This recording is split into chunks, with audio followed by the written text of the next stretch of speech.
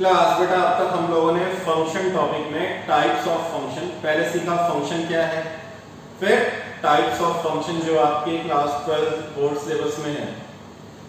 अभी बेटा हमें ये सीखना है कि ग्राफिकली आप कैसे डिक्लेयर करोगे कि कोई ग्राफ अगर आपको मैं दे दूं तो फंक्शन रिप्रेजेंट करता है या नहीं करता है, और अगर फंक्शन रिप्रेजेंट करता है तो वो ग्राफ वन वन फंक्शन है या नहीं है, मैनी वन फंक्शन है या नहीं है। तो ग्राफिकली अप्रोच हम सीखेंगे अभी बाद में। पहले हम उन क्वेश्चंस के, उन टाइप के क्वेश्चंस को सॉल्व करेंगे जो 4 मार्क्स के आपके बोर्ड एग्जाम में पूछे जाते हैं। लेकिन क्वेश्चंस तक पहुंचने से पहले, मतलब क्वेश्चंस में जो डिमांड होगी उस डिमांड को फुलफिल करने के लिए थोड़ा बेसिक कॉन्सेप्ट सीखना जरूरी है। क्या सीखना जरूरी है? कि method to check the injectivity of a function. बेटा इंजेक्टिविटी का मतलब यह हुआ इंजेक्टिव है कि नहीं, फंक्शन इंजेक्टिव है या नहीं। इंजेक्टिव का मतलब वन वन। तो हम ये कैसे पता कर पाएंगे कि कोई भी गिवन फंक्शन वन वन है या मैनी वन है, वन वन है या मैनी वन है। तो उसके लिए बेटा कुछ स्टेप्स हैं, उन स्टेप्स को हम पर्टिकुलर फॉलो करेंगे कि पहले ये करो फिर ये करो। तो आपको ईच एंड एवरी स्टेप को केयरफुली देखना है, नोट करना है, फिर उसका एप्लीकेशन भी हम सिखाएंगे क्वेश्चंस में। तो y = fx मान लो कोई गिवन फंक्शन है, ठीक है। अगर आपको एरो डायग्राम बना के दे दूं तो आप तो खटाखट बता दोगे कि हाँ ये फंक्शन वन वन है या नहीं है। पर प्रॉब्लम कब होती है? जब कोई फंक्शन fx फॉर्म में लिख के छोड़ दे, बता दे कि फंक्शन यहां से यहां डिफाइंड है, तो वहां पे कई बार प्रॉब्लम होती है कि हमें कैसे पता कि ये फंक्शन वन वन है या नहीं। तो हम क्या करेंगे बेटा, let y = fx be a function, और फंक्शन कहां से कहां डिफाइन है, set a to set b।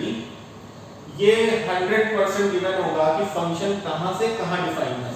तो एरो के लेफ्ट वाला क्या हो जाएगा, डोमेन, मतलब डोमेन क्या हो गई a, और कोडोमेन क्या हो गई, सेट b। आपको इंजेक्टिविटी चेक करनी हो, सबसे पहले आप देख लो कि फंक्शन की डोमेन क्या है, फंक्शन की कोडोमेन क्या है। कॉपी पेन लिख के रेडी रहना है, फटाफट नोट कर लेना है डोमेन कोडोमेन। इसके बाद step number 1, let x1, x2 belongs to domain of fx। हमने दो एलिमेंट मान लेने हैं, x1, x2, कहां पे, डोमेन में। डोमेन क्या है, सेट A। तो ब्रैकेट में लिख दिया domain of fx which is set A, मतलब x1, x2 A को बिलोंग करेंगे। Step number 2, find image of x1 and image of x2। अब बेटा इन चीजों के लिए जो स्टेप 2 में निकालेंगे, बेसिकली वीडियोस जो पिछले वाले हैं बड़े ध्यान से आपको देखने चाहिए और प्रॉपर आपके नोट्स बना रखे होंगे। अगर मैं ये बोलूं कि इमेज ऑफ x1 कैलकुलेट करो, मतलब क्या कैलकुलेट करो, fx1, मतलब मैं बोल रहा हूं फाइंड fx1। fx1 का मतलब ही है इमेज ऑफ x1, और fx2 का मतलब क्या है, इमेज ऑफ x2। अब ये आएगा सर fx1 निकालेंगे कैसे, तो बड़ा आसान है, मैं लिख दे रहा हूं by putting x = x1 by putting x = x2। x को x1 रखोगे, कहां रखोगे, fx में।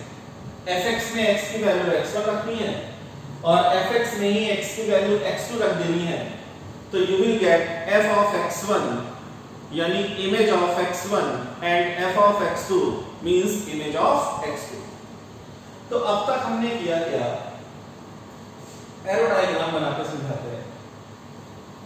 बेटा एक फंक्शन डिफाइन था सेट A से सेट B, ये डोमेन है, डोमेन में बहुत सारे एलिमेंट्स होंगे, तो मैंने यहां से दो एलिमेंट्स उठाए, x1 x2, x1 x2।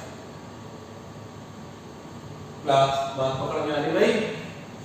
अब है क्या, बेटा x1 की इमेज कहीं बनेगी, x2 की इमेज कहीं बनेगी। तो x1 की इमेज कहां बनेगी, f of x1 पे, और x2 की इमेज कहां बनेगी, f of x2 पे। तो मतलब यहां पे मैं क्या लिखूंगा, fx1, और यहां पे मैं क्या लिखूंगा, fx2। भाई सीधी सी बात है, x1 एलिमेंट है, fx1 x1 की इमेज है, x2 एलिमेंट है, f ब्रैकेट x2 x2 की इमेज हो गई। अब तक हमने ये काम किया जो शॉर्ट में एरो डायग्राम में मैंने समझाया। अब बेटा स्टेप नंबर 3, स्टेप नंबर 3 में क्या करना है भाई, हमें ये प्रूफ करना है या हमें ये चेक करना है कि ये फंक्शन वन है या नहीं। मान लो हमें चेक करना है, चेक करने का मतलब कि हमें पता नहीं कि फंक्शन वन है या मैनिवन है, तो हम कॉन्ट्राडिक्शन से प्रूफ करेंगे। क्या कॉन्ट्राडिक्शन से प्रूफ करेंगे, हम ये मान लेंगे कि फंक्शन वन नहीं है, हम ये मान लेंगे कि फंक्शन वन नहीं है। अगर फंक्शन वन नहीं है तो हम इनडायरेक्टली क्या बोल रहे हैं कि हमने क्या अज्यूम किया कि फंक्शन मैनिवन है। तो स्टेप नंबर 3 में हमने लिखा लेट इफ पॉसिबल fx1 बराबर fx2। अच्छा हम ये नहीं लिखेंगे कि लेट फंक्शन इज मैनिवन, हमने ये लिखा let if there is any possibility, अगर कोई पॉसिबिलिटी हो कि ये फंक्शन मैनिवन हो जाए। अच्छा मैनिवन हो जाएगा मतलब क्या हुआ, देखो मैनी भाई इधर के दो एलिमेंट या दो से ज्यादा एलिमेंट की सेम इमेज अगर मिलेगी तो वो मैनिवन होगा। तो ये मैनी, अगर ये दो एलिमेंट अपनी इमेज एक ही जगह पे जाके बना दें तो फंक्शन मैनिवन हो जाएगा। लेकिन बेटा इसकी इमेज क्या बन रही है, fx1 बन रही है, इसकी इमेज क्या बन रही है, fx2 बन रही है। मतलब हमने क्या माना कि अगर ये दोनों सेम हो जाए, fx1 fx2 अगर इक्वल हो जाए तो फिर x1 की इमेज और x2 की इमेज क्या हो जाएगी, सेम हो जाएगी। तो लेट इफ पॉसिबल fx1 बराबर fx2, मतलब इमेज ऑफ x1 बराबर इमेज ऑफ x2, मतलब फंक्शन कैसा मान लिया हमने, मैनिवन। तो let if there is any possibility that the function is many one, इसका मतलब जो x1 का इमेज है और x2 का इमेज है दोनों इक्वल हो जाए, मतलब ये fx1 ये fx2 की वैल्यू सेम हो जाए, ऐसा अगर पॉसिबल है तो। अब ये कैसे पता चलेगा कि पॉसिबिलिटी है या पॉसिबिलिटी नहीं है, तो उसके लिए स्टेप नंबर 4। तो स्टेप नंबर 4 क्या कहता है,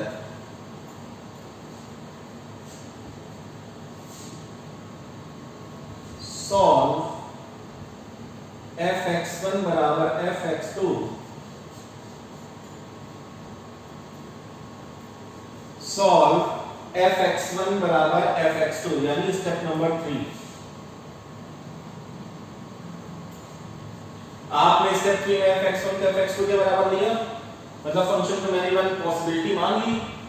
तो स्टेप 4 ये कहता है ठीक है तुमने स्टेप नंबर 3 में जो पॉसिबिलिटी एज्यूम करी है fx1 बराबर fx2 की, तो fx1 का मतलब कि आप x की जगह x1 रखोगे तो आपको एक इक्वेशन मिलेगी x1 के टर्म्स में।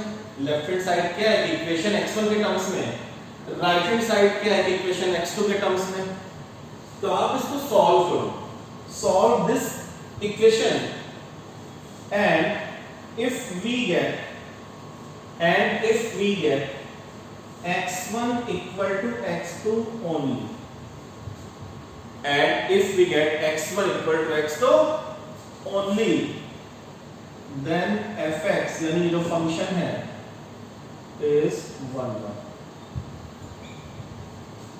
तो फंक्शन हमारा 1 1 होगा, मतलब हमने जो पॉसिबिलिटी मानी थी वो पॉसिबिलिटी क्या थी, रॉन्ग थी। हमने मैनिवन एज्यूम किया था, बट ये यहां से ये कैलकुलेशन हो गया कि fx1 बराबर fx2 तभी होगा, fx1 बराबर fx2 तभी होगा जब केवल, ओनली का मतलब केवल x1 बराबर x2 होगा। इसके अलावा हमें और कोई कंडीशन नहीं मिलनी चाहिए, इसके अलावा हमको और कोई कंडीशन नहीं मिलनी चाहिए। तो इधर देखो बेटा, मतलब कुछ ऐसा सीन बनेगा, एरो डायग्राम में कुछ ऐसा सीन बन रहा है, हमने ये माना है कि x1 की इमेज f(x1) है और x2 की इमेज f(x2) है, और इन दोनों को हमने क्या मान लिया, इक्वल मान लिया।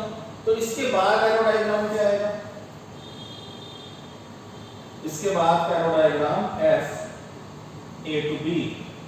तो अगर मैं 1 मिनट के लिए मान लूं कि f(x1) बराबर f(x2) is equal to alpha, मान लिया f(x1) की वैल्यू भी अल्फा है, f(x2) की वैल्यू भी अल्फा है, तो आप बताओ f(x1) की जगह पे क्या रखोगे, अल्फा, f(x2) की जगह पे क्या रखोगे, अल्फा। और बेटा दो बार लिखा नहीं जाता, तो बताओ x1 x2 मतलब x1 की इमेज भी अल्फा पे बनेगी, x2 की इमेज भी अल्फा पे बनेगी इसके अकॉर्डिंगली। बट स्टेप 4 क्या कहता है, स्टेप 4 ये कहता है ठीक है आपने ये माना है ना, आपने ऐसा सोचा है, पर आप जो सोच रहे हो वो सही है गलत है, वो स्टेप 4 इन्फॉर्म करेगा। क्या इन्फॉर्म करेगा, कह रहा है कि जो आप इन दोनों को इक्वल अगर एज्यूम कर रहे हो, अगर ये दोनों इक्वल है तो सॉल्व करने पे क्या मिला कि x1 x2 भी इक्वल है, मतलब ये दो डिफरेंट एलिमेंट्स नहीं है, ये दोनों डिफरेंट एलिमेंट्स नहीं है। तो बेटा ये arrow diagram many one function होता, ये arrow diagram many one function होता, कब होता, अगर ये दोनों डिफरेंट होते और इनकी एक ही इमेज फॉर्म हो रही होती, तब ये मैनी वन होता। पर इसने क्या बोला कि x1 x2 बराबर है, मतलब ये दोनों अलग अलग है ही, दोनों की वैल्यू क्या सेम है, तो इसका मतलब ये हुआ कि ये दोनों भी एक एलिमेंट है, ये दोनों एलिमेंट एक ही एलिमेंट है और इसकी एक इमेज बन रही है। तो बेटा फिर कॉन्ट्रडिक्शन हो गया ना, हमने जो माना था वो रॉन्ग हो गया, मतलब फंक्शन मैनी वन नहीं है, फंक्शन कैसा है, वन वन फंक्शन है। तो इतना बड़ा नोट करो, फिर मैं आगे एक्सप्लेन करता हूं।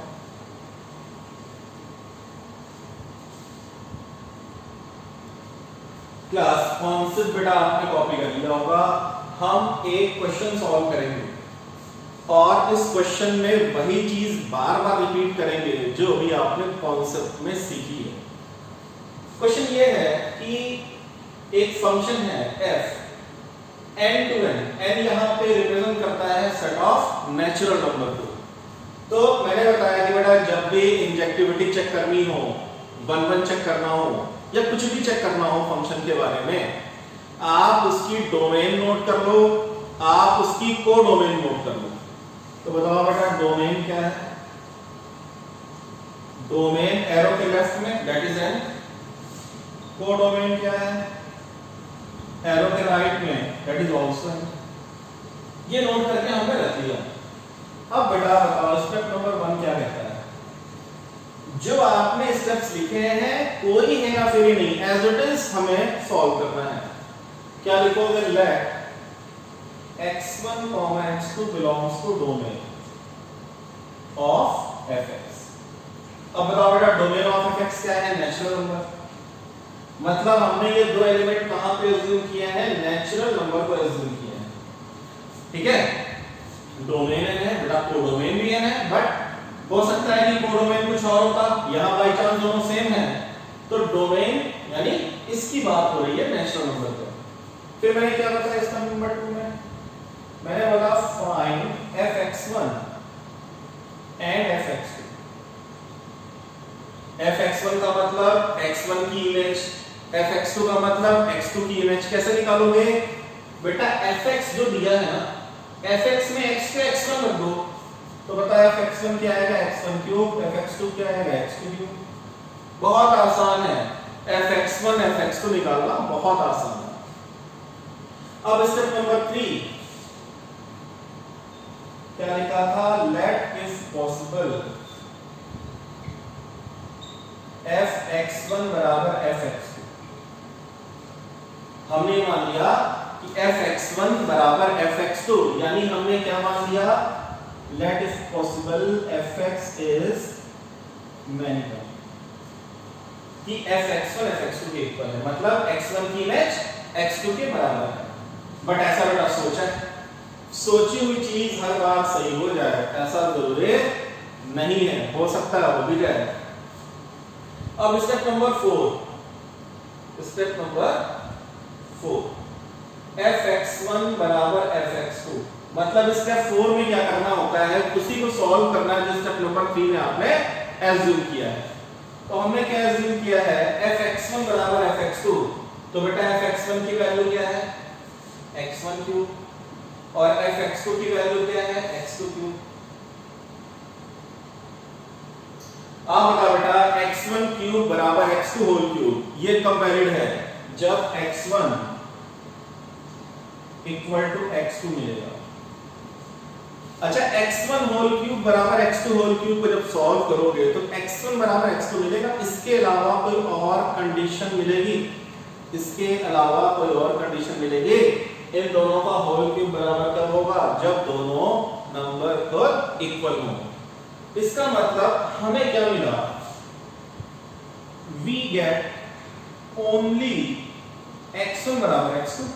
तो मैंने लिखाया था कि अगर आपने fx1 बराबर fx2 को सॉल्व किया और फाइनली कंक्लूजन क्या मिला कि x1 बराबर x2, इसके अलावा कोई भी इंफॉर्मेशन हमको नहीं मिली, यहां कोई इंफॉर्मेशन और तो मिली नहीं। आगे हम सीखेंगे कई बार ऐसा होता है कि x1 बराबर x2 मिलता है, इसके अलावा कोई और कंडीशन भी मिलती है, ठीक है, तो उस केसेस में हम क्या करेंगे वो भी सीखेंगे। फिलहाल यहाँ पे क्या है कि x1 बराबर x2 मिला और कुछ मिला ही नहीं, और जब ऐसी कंडीशन मिल जाए तो बेटा बिल्कुल 1-1 फंक्शन होगा। तो क्या लिखाया था कि x1 बराबर x2 इंप्लाइज फंक्शन कैसा है, 1-1। बेटा इधर लिख देना कि we get only x1 बराबर x2, तो फंक्शन हमारा क्या है, 1-1 फंक्शन है। नोट करो बेटा।